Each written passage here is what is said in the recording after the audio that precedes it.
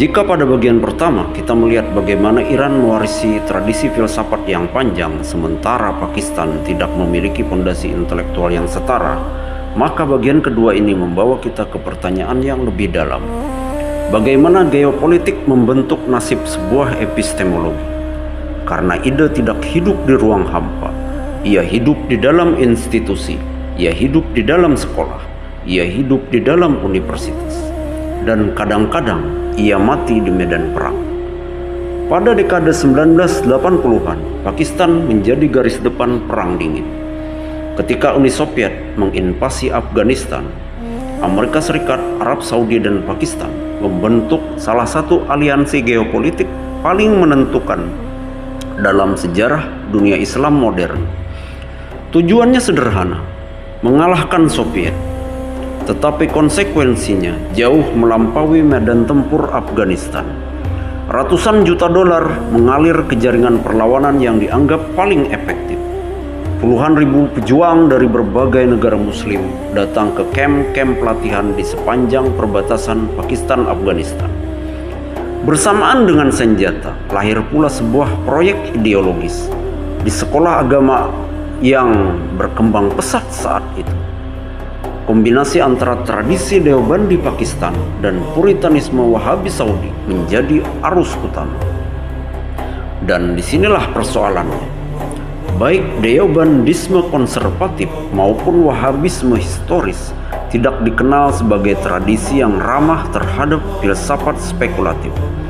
Mereka menaruh kecurigaan mendalam terhadap banyak unsur falsafah klasik Islam. Bagi mereka, teks lebih penting daripada metafisika, kepastian lebih penting daripada pertanyaan, dan ortodoksi lebih penting daripada eksplorasi intelektual. Akibatnya bukan sekadar perubahan doktrin keagamaan, yang berubah adalah iklim berpikir. Pertanyaan filosofis tentang hakikat pengetahuan, rasionalitas, dan hubungan antara akal dan wahyu semakin kehilangan ruang. Bukan karena secara resmi dilarang, tetapi karena ekosistem yang terbentuk tidak memberikan insentif bagi munculnya pemikir. Ekosistem itu membutuhkan loyalitas ideologis, bukan keraguan filosofis, membutuhkan pejuang, bukan metafisikawan, membutuhkan mobilisasi, bukan refleksi. Dalam situasi seperti itu, epistemologi perlahan berubah menjadi instrumen politik. Pengetahuan tidak lagi dicari karena ingin memahami realitas. Pengetahuan dicari karena berguna bagi tujuan ideologis tertentu. Inilah yang bisa disebut sebagai epistemologi proksi, cara berpikir yang dibentuk oleh kebutuhan sebuah perang. Bandingkan dengan Iran. Tahun 1979, Revolusi Islam menggulingkan rezim Syah yang selama puluhan tahun menjadi sekutu utama Amerika Serikat di kawasan. Sejak saat itu, Iran menghadapi embargo, sanksi isolasi, dan tekanan internasional yang nyaris konstan. Secara ekonomi, itu adalah beban, tetapi secara intelektual muncul konsekuensi yang tidak terduga. Ketika akses terhadap teknologi luar negeri dibatasi, Iran tidak punya banyak pilihan selain membangun kapasitas sendiri. Mereka harus melatih ilmuwan sendiri, membangun laboratorium sendiri, mengembangkan industri sendiri, menghasilkan teknologi sendiri. Dengan kata lain, embargo memaksa lahirnya kemandirian. Pengetahuan berubah menjadi instrumen kedaulatan nasional. Di dalam logika ini, ilmuwan bukan sekadar akademisi, ia menjadi aset strategis negara, insinyur menjadi kebutuhan nasional, penelitian menjadi persoalan keamanan, dan universitas menjadi bagian dari proyek bertahan hidup. Dari sinilah muncul apa yang bisa disebut sebagai epistemologi survivalist. Pengetahuan tidak dipandang sebagai kemewahan, pengetahuan dipandang sebagai syarat kelangsungan hidup. Yang menarik, orientasi geopolitik ini bertemu dengan sesuatu yang sudah lama hidup dalam tradisi intelektual Iran. Sejak era mula sadra. Akal tidak pernah dianggap musuh wahyu. Akal adalah salah satu jalan menuju kebenaran. Karena itu, ketika negara membutuhkan ilmuwan, tradisi filosofis yang ada tidak melihat sains sebagai ancaman.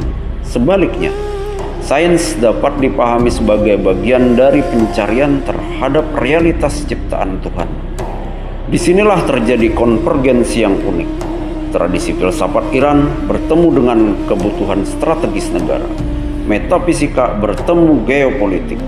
Akal bertemu kebutuhan bertahan hidup. Dan keduanya saling memperkuat. Pakistan dan Iran sama-sama negara Muslim. Sama-sama pernah mengalami kolonialisme. Sama-sama hidup dalam lingkungan geopolitik yang keras. Tetapi tekanan yang mereka alami berbeda. Pakistan diintegrasikan ke dalam proyek strategis kekuatan eksternal. Iran justru dipaksa berdiri sendiri oleh tekanan eksternal. Dan perbedaan tekanan itu menghasilkan fungsi sosial agama yang berbeda pula. Di Pakistan, agama sering difungsikan untuk mobilisasi ideologis. Di Iran, agama harus ikut membenarkan proyek kemandirian nasional. Konsekuensinya sangat besar karena negara yang membutuhkan mobilisasi ideologis akan lebih menghargai keseragaman. Sedangkan negara yang membutuhkan kemandirian teknologi akan lebih menghargai kapasitas intelektual. Yang satu membutuhkan pejuang, yang lain membutuhkan insinyur, yang satu membutuhkan kepatuhan, yang lain membutuhkan kompetensi.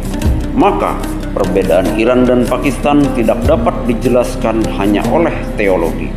Tidak cukup dijelaskan oleh Sunni dan Syiah. Tidak cukup dijelaskan oleh tokoh-tokoh intelektual mereka. Yang lebih menentukan adalah bagaimana sejarah, institusi, dan geopolitik membentuk fungsi sosial pengetahuan itu sendiri. Karena pada akhirnya pertanyaan terbesar bukanlah apakah sebuah agama mendukung ilmu pengetahuan. Pertanyaan terbesarnya adalah jenis manusia seperti apa yang dibutuhkan oleh sebuah peradaban. Jika sebuah peradaban membutuhkan pemikir, ia akan memelihara akal. Jika ia hanya membutuhkan loyalis, akal perlahan akan menjadi beban. Dan dari situlah lahir nasib intelektual yang berbeda antara Iran dan Pakistan.